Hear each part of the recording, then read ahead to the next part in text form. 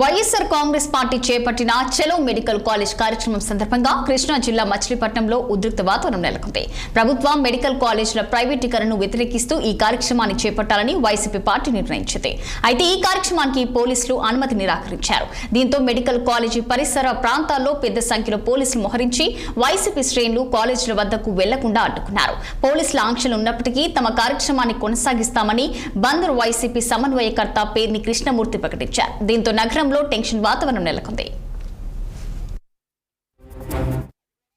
ఒక పార్టీని కాపాడే విధంగా పోలీస్ వ్యవస్థ నడిస్తే ఎట్లా ఉంటుందో ఇప్పుడే మనం విన్నాం. రాష్ట్రంలో ఏనాడు కనీవిని ఎరగనట్టు ఒక పోలీసులు ఒక ఆటో పెట్టి ఈరోజు మనం వింటున్నాం.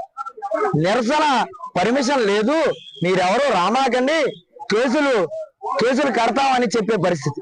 ఇక్కడ మేమన్నా ర్యాలీ చేస్తున్నామా? లా అండ్ ఆర్డర్కి ఇబ్బంది వస్తుంది అన్నారు. ఎవరినైనా తిట్టామా, విమర్శించామా? కాలేజీని ప్రైవేటైజ్ చేయొద్దని మాత్రమే మేము మాట్లాడుతున్నాం.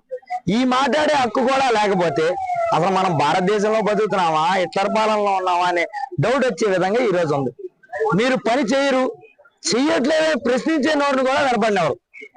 ఒక్క 5 సంవత్సరాలు ఈ పరిపాలన ముందు మనం వెళ్తే జగన్మోహన్ రెడ్డి గారి హయాంలో మీరు గళం విప్పించడానికి ఎన్ని అవకాశాలు వచ్చినాయి, ఎన్ని ప్రోగ్రాంలు మీరు ప్రజల దగ్గరికి వెళ్ళి లేదా గవర్నమెంట్ ఆఫీసర్ దగ్గరికి వెళ్ళి మీ నిరసనలు తెలియజేశారు. మరి ఆ రోజు మేము ఏనాడు మీ నోరు నొక్కలేదే?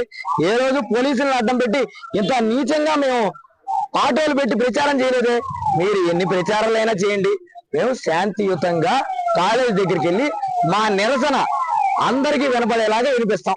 ఎందుకంటే మా దగ్గర ఛానల్స్ లేవు, మీలాగా వినిపించడానికి మాకు డబ్బా కొట్టే మనుషులు లేరు. కాబట్టి జనాలకు వినపడే విధంగా మా స్థాయిలో మేము ఇట్లా అన్యాయం జరుగుతుందని చెప్పే విధంగా మా ప్రయత్నం మేము చేస్తున్నాం.